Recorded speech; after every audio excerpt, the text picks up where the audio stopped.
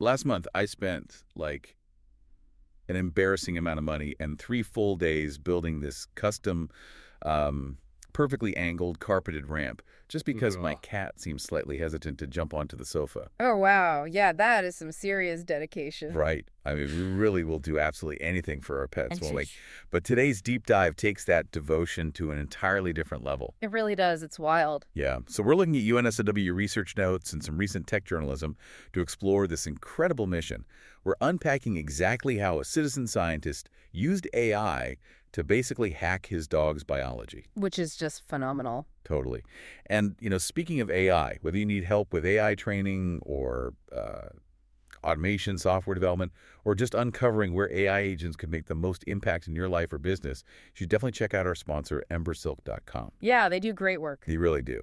Okay, let's unpack this. We've got this Sydney tech entrepreneur, Paul Cunningham, and his rescue dog, Rosie. Yeah, she's this really sweet Staffy Sharpie cross. Right, but she was diagnosed with a deadly mast cell cancer. And from what I understand, when standard chemo and surgery failed, she was only given a few months to live. Exactly. And, that's usually where the story tragically ends. But her cancer was uniquely aggressive, so Paul realized a generalized treatment just wasn't going to cut it. He needed something bespoke. Right. To beat it, he needed a biological key cut specifically for her tumor. And Paul has a background in machine learning, not biology. Which makes this even crazier. I know, right? But he decided to approach this terminal diagnosis purely as a data problem. So he bypassed traditional routes entirely and paid the University of New South Wales $3,000 to just sequence both Rosie's healthy blood DNA and her tumor DNA. Okay, so it's like, instead of looking at this as a biological mystery, it's basically like using an AI diff tool on millions of lines of legacy code, right? Just to find the exact rogue script causing a system crash. Spot on. You're just isolating the delta between the healthy baseline and the mutated tumor. It's like comparing a factory new car engine side by side with one that has like 300,000 kilometers on it, just to pinpoint the exact damage. That's a great way to put it. You are looking for the precise genetic mutations driving the disease. But having that data is really only step one. Right, because finding the broken code doesn't magically write the patch for you. Exactly.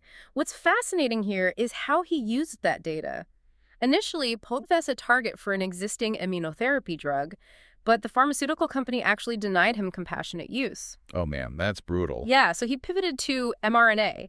He fed this genomic data into AI pipelines, including Google's AlphaFold. Wait, I'm stuck here. Yeah. Because AlphaFold is essentially a protein folding predictor, right? Right. How does predicting a 3D protein shape translate into a half-page algorithmic code for an mRNA vaccine? I mean, a data engineer with zero biology background just handed elite scientists a bespoke algorithm. He can't just print a vaccine in his living room. No, of course not. But it's a great question, and it's where the true breakthrough happens. See, AlphaFold doesn't just read DNA, it models the physical 3D shape of proteins. Okay. So Paul used it to figure out exactly what Rosie's mutated cancer proteins look like structurally. And once he knew that unique shape, he used AI to write an mRNA recipe. Ah, I see. Yeah, that recipe is basically a set of instructions that teaches Rosie's immune system to recognize and attack that specific 3D shape. So he wasn't building the physical drug himself. He was literally writing a software update for her immune system. Yes, and because his computational homework was absolutely flawless, he was able to engage the director of the UNSW RNA Institute. They took his code and physically synthesized it into the world's first personalized cancer vaccine for a dog. That is just incredible. But I imagine having that miraculous custom shot sitting in a lab vial doesn't mean much if you can't legally administer it. Oh, yeah. The hardest part wasn't actually the science, it was the red tape. He had to navigate a grueling 3-month, 100-page ethics approval process just to legally give her the shot. Wow, 3 months. Yeah, but eventually, through a lot of networking, he teamed up with an approved veterinary professor at the University of Queensland, Dr. Rachel Alavina, to finally get it done. And the result is just breathtaking. Following her first injection in December 2025, Rosie's tennis ball-sized tumor actually shrank in half. It's amazing. A dog that was lethargic and dying is now jumping over fences to chase rabbits. I mean, Demis Hassabis from DeepMind even tweeted that this is just the beginning of digital biology. It is such an uplifting outcome. What we are witnessing is the literal democratization of medicine. This really proves we're entering an era where a terminal diagnosis might become an entirely manageable condition.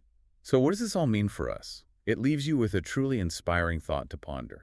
As AI drops the barrier to entry for bespoke biology to, like, near zero, imagine a future where open-source medical communities collaborate to cure rare diseases that big pharma just ignores. The potential is limitless. It really is. We could be looking at a world where millions of personalized cures are coded by everyday people just trying to save the ones they love. If you enjoyed this deep dive, please subscribe to the show and, hey, leave us a 5-star review if you can. It really helps get the word out. Thanks for tuning in. And next time you find yourself building a carpeted ramp for your pet, remember, you might just be a few prompts away from changing the world.